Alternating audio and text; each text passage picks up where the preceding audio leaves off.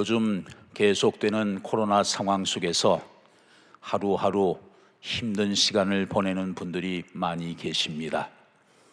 게다가 한국 사회 이곳저곳에서 들려오는 참 끔찍한 소식들을 뉴스로 들으면서 처음에는 안타깝고 그 다음에는 막 분노가 일어나고 그리고 그 다음에는 인생의 서글픔을 느낄 수밖에 없는 참 어려운 시대를 우리가 지금 살아가고 있습니다.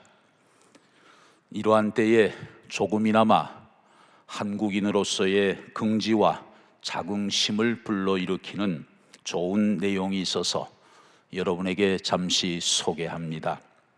이 내용은 한국 사람이 쓴 글이 아니고 외국 사람이 쓴 글입니다.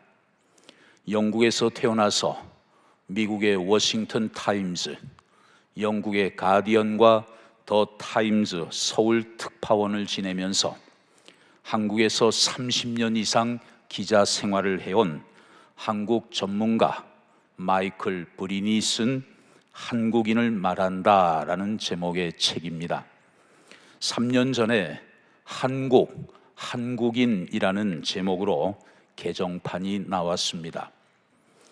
물론 이분은 한국 사람들의 단점도 잘 보았습니다. 예를 들면 한국인은 참 조급하다. 저와 여러분을 포함해서 한국 사람들은 진짜 조급하지요. 느긋하게 기다리지를 못합니다.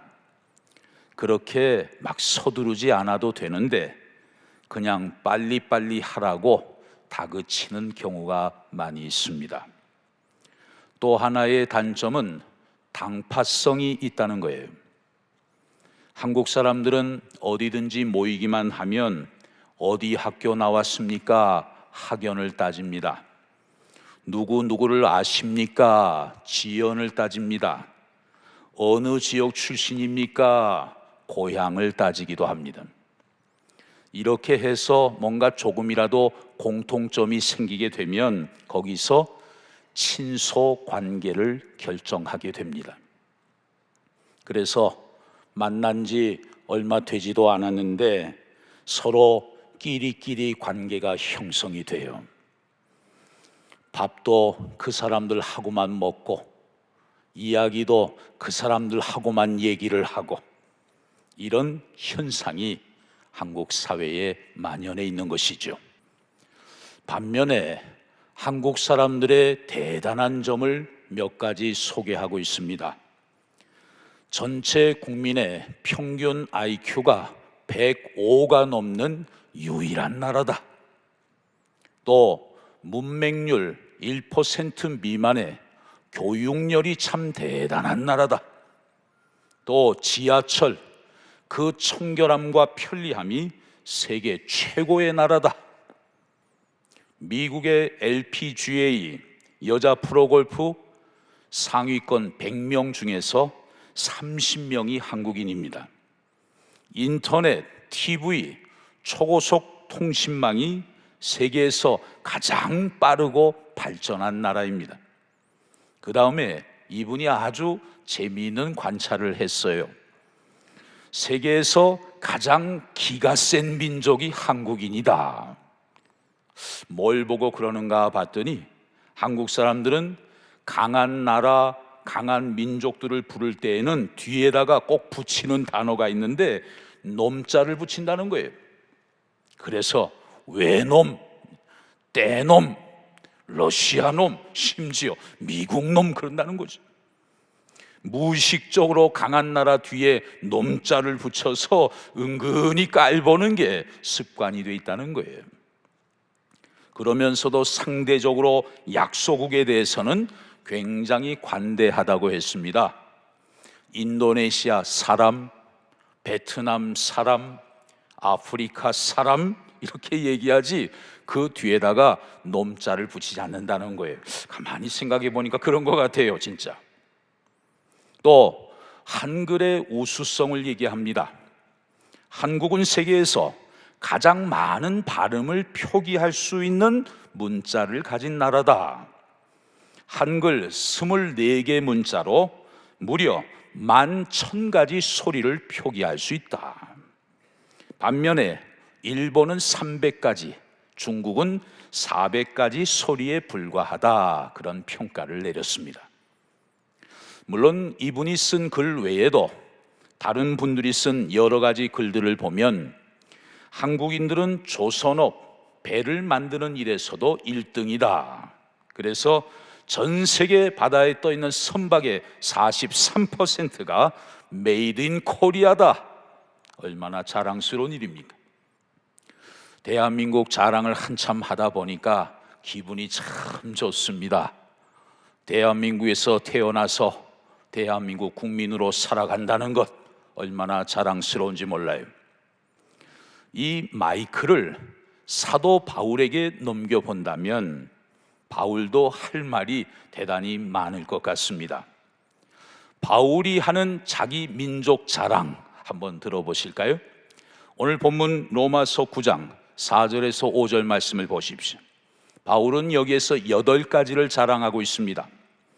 그들은 이스라엘 사람이라 그들에게는 양자됨과 영광과 언약들과 율법을 세우신 것과 예배와 약속들이 있고 조상들도 그들의 것이요 육신으로 하면 그리스도가 그들에게서 나셨으니 그는 만물 위에 계셔서 세세의 찬양을 받으실 하나님이시니라.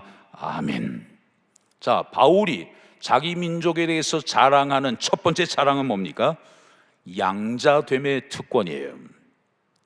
하나님이 유대 민족을 먼저 자녀로 삼으셨습니다. 물론 그 나라, 그 민족만 삼으신 것은 아닌데 첫 번째, 첫 아들로 유대 민족을 자녀 삼으셨다는 거예요. 그러니까 하나님을 향해서 아빠, 아버지라고 부를 수 있고 그분에게로 가까이 나아갈 수 있는 첫 번째 특권을 하나님은 유대인에게 주셨다는 거예요. 두 번째 자랑은 영광입니다. 우리가 많이 쓰는 말이죠. 하나님의 영광.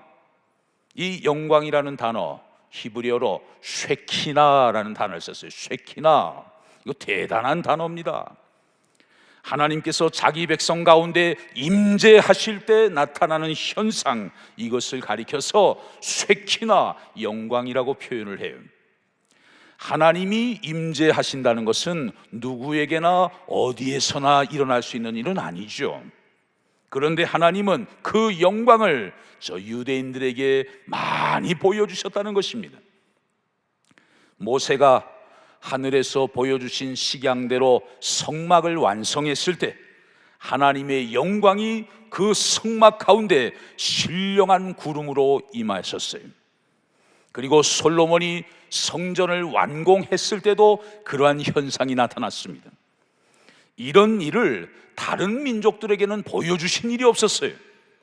바울은 지금 그것을 자랑하면서 언급하고 있는 것입니다.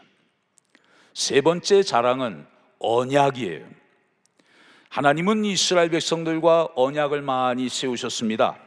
아브라함에게도 모세에게도 다윗에게도 솔로몬에게도 언약을 세우셨어요. 그런데 이 언약의 공통점은 무엇일까요? 나는 너의 아버지가 되고 너희는 내 자녀가 되리라. 내가 너에게 복을 주어 온 열방 가운데 너희가 복의 근원이 되게 할 것이다. 너희들을 통해서 전 세계 열방 사람들에게 축복이 흘러가게 할 것이다. 그런 언약을 유대인들과 세우신 거예요. 네 번째로 율법입니다.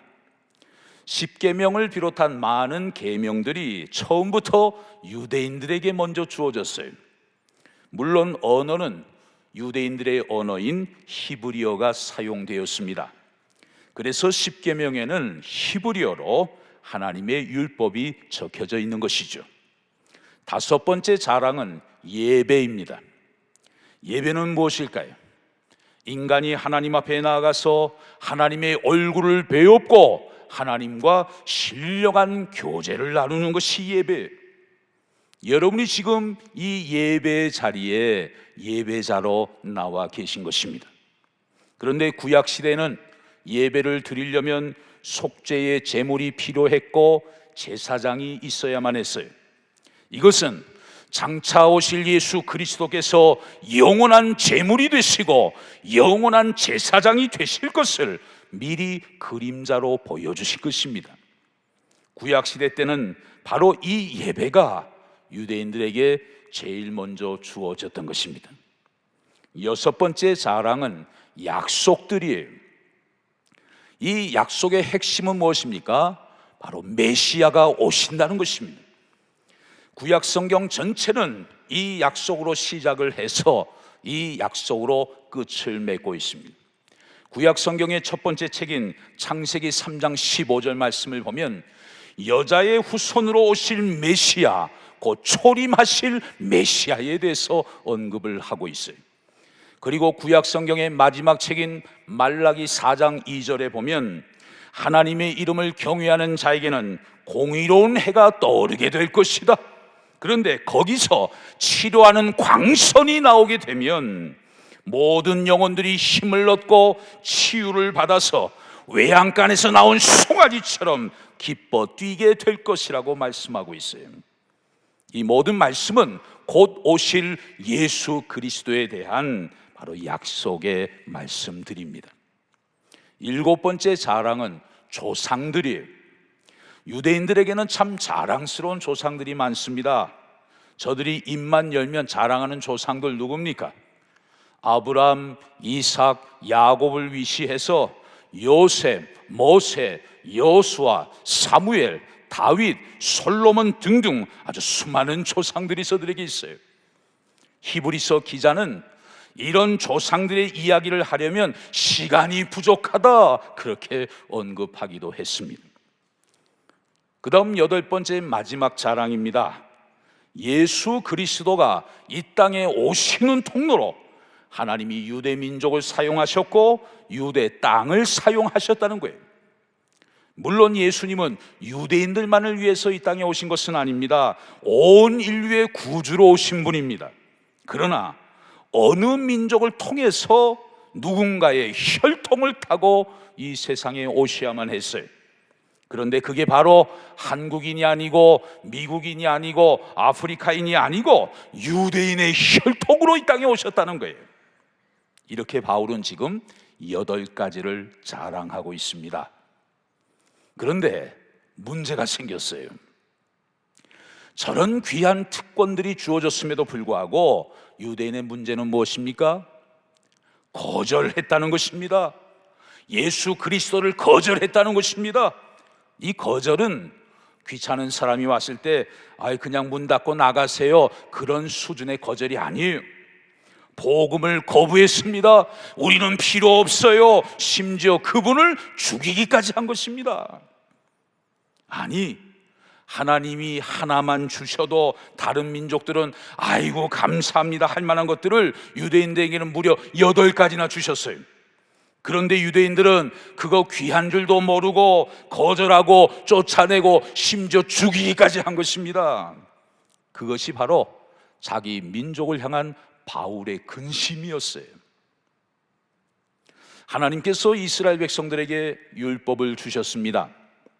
율법의 궁극적인 목적은 무엇일까요? 지키려고 애를 쓸 때마다 어느 정도는 되는 것 같은데 나머지는 안 되거든요. 우리의 힘만으로는 안 되는구나. 율법은 참 좋고 의롭고 선하고 거룩한 것인데 우리의 부패한 타락한 심성 가지고는 그 율법을 온전히 지킬 수가 없는 것이로구나. 그러니 누군가가 도와주어야 되는 것이구나. 그래서 이 율법은 결국 우리를 율법의 완성되시는 예수 그리스도에게로 인도하게 되는 것입니다. 이것이 여러분 율법의 1차적인 목적이고 율법의 기능이에요.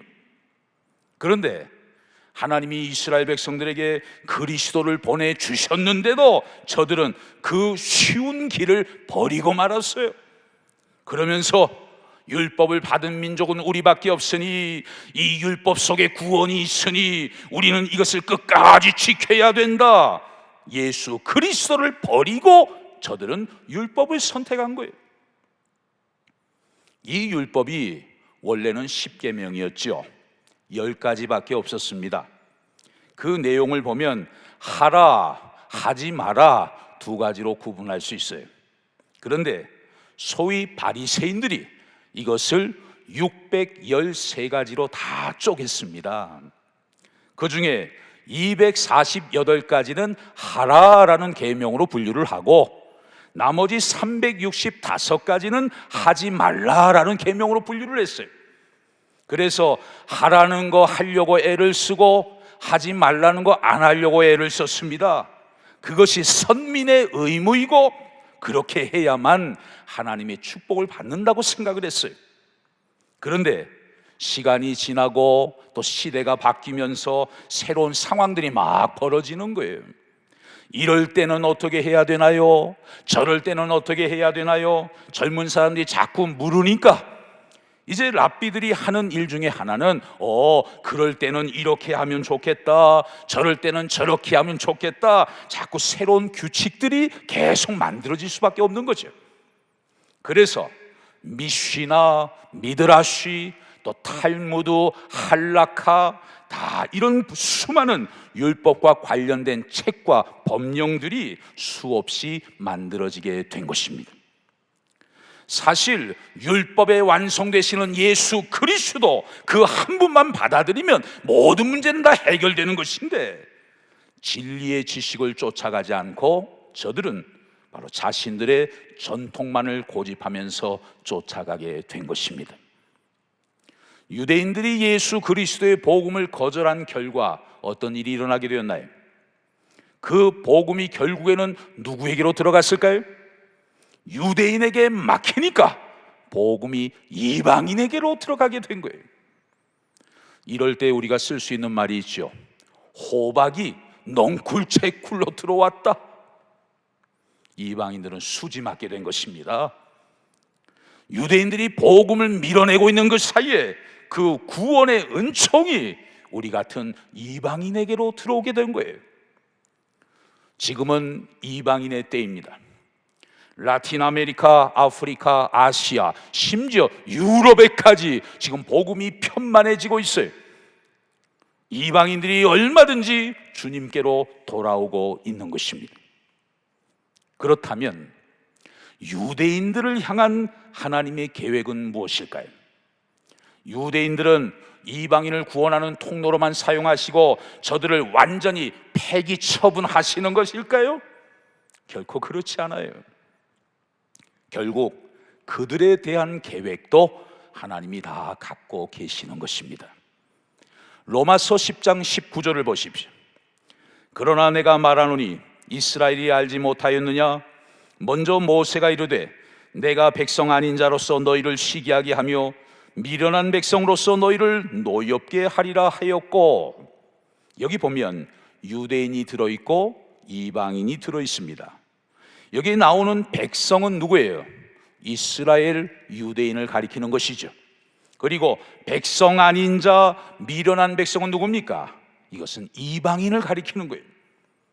내가 백성 아닌 자로서 너희를 시기하게 하며 또 미련한 백성으로서 너희를 노엽게 할 것이다. 다시 말하면 이방인들을 통해서 유대인들 너희에게 부러움이 생기게 할 것이다, 그런 말씀이죠. 이사야 선지자는 하나님이 이방인들을 구원하실 것을 이렇게 선포했습니다. 자, 본문 로마서 10장 20절을 보십시오. 이사야는 매우 담대하여 내가 나를 찾지 아니한 자들에게 찾은 바 되고 내게 묻지 아니한 자들에게 나타났노라 말하였고, 무슨 말씀입니까? 하나님을 이방인들이 찾지도 않았는데 이방인들에게 복음이 들어갔다는 말씀입니다. 이 하나님의 절대적인 주권을 우리에게 말씀해 주고 있어요. 또 로마서 10장 21절을 보십시오. 이스라엘에 대하여 이르되 순종하지 아니하고 거슬러 말하는 백성에게 내가 종일 내 손을 벌렸노라 하였느니라. 이 말씀은 불순종하는 유대인들의 모습을 보여주면서 동시에 끝까지 하나님이 손을 벌리셔서 저들을 구원하시겠다는 하나님의 의지, 하나님의 약속이 담겨져 있는 것입니다. 이상의 내용을 종합해 보면 하나님은 먼저 유대인들에게 기회를 주셨습니다. 그런데 저들은 그 기회를 발로 차버렸어요. 그러나 하나님의 계획은 결코 망가진 것이 아니에요. 하나님의 고차원적인 섭리 속에서 저들의 거역하는 행동까지도 하나님이 어떻게 사용하셨습니까? 유대인을 통해 이방인을 구원하신 거예요. 그리고 나서 마침내 이방인을 통해서 하나님은 유대인을 마저 구원하시는 것입니다.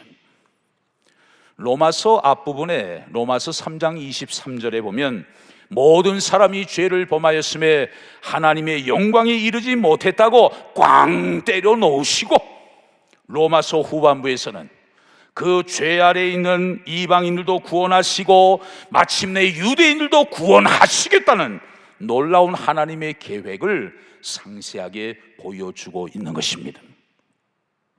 여러분, 이 웅장한 하나님의 구원의 역사를 우리는 눈을 크게 뜨고 마음으로 깊이 느낄 수 있어야 합니다. 이렇게 큰 하나님의 구원의 역사를 붙잡은 사람은 작은 것에 연연해하지 않는 것이죠. 해밍웨이가 노인과 바다에서 이런 말을 합니다. 바다는 빗물에 젖지 않는다. 우리가 믿음의 길을 걸어갈 때 좋은 일도 있고 때로는 힘든 일들도 있습니다. 그러나 하나님이 하시는 놀라운 구원의 역사, 그 큰 일을 바라보며 사는 사람은 어떤 상황 속에서도 일희일비하지 않는 거예요. 언제나 의연하게, 언제나 하나님만을 의지하면서 항상 담대하게 사명의 길을 묵묵히 힘있게 걸어갈 수 있는 것입니다. 로마서 11장 36절 말씀을 보면 만물이 주에게서 나오고 주로 말미암고 주에게로 돌아감이라. 그에게 영광이 세세에 있을지어다. 아멘. 그랬어요. 여러분, 사람도 물질도 모든 역사도 다 저 말씀 안에 들어가 있어요. 모든 만물이 하나님으로부터 나오는 것이고 하나님으로 말미암아 존재하고 움직이고 숨을 쉬면서 역사를 진행해 나아가다가 결국에는 하나님의 때가 되면 하나님께로 다 돌아가는 것이다. 이 놀라운 하나님의 역사, 하나님의 섭리 안에서 오늘도 우리는 좋은 일도 만나고 어려운 일도 만납니다. 장사가 잘 되기도 하고 안 되기도 합니다. 건강하기도 하고 몸이 아파서 병원에 가기도 합니다. 자녀들로 인해 웃기도 하고 때로는 자녀들 때문에 슬퍼할 때도 있어요. 그런 일들이 다 저 말씀 안에서 일어나게 되는 거예요. 인생이 이 땅에서 얻을 수 있는 가장 크고 영광스러운 축복은 무엇일까요? 그것은 예수 믿고 하나님의 자녀가 되는 것입니다. 전능하신 하나님을 나의 아버지로 모시는 것입니다. 그 아버지의 하나님의 은혜와 도우심을 힘입어 하루하루 복된 인생을 살아가는 것입니다. 그것이 우리가 이 땅에서 얻을 수 있는 최고의 축복이에요. 우리 민족의 최대의 명절, 바로 한가위 추석을 맞이했습니다.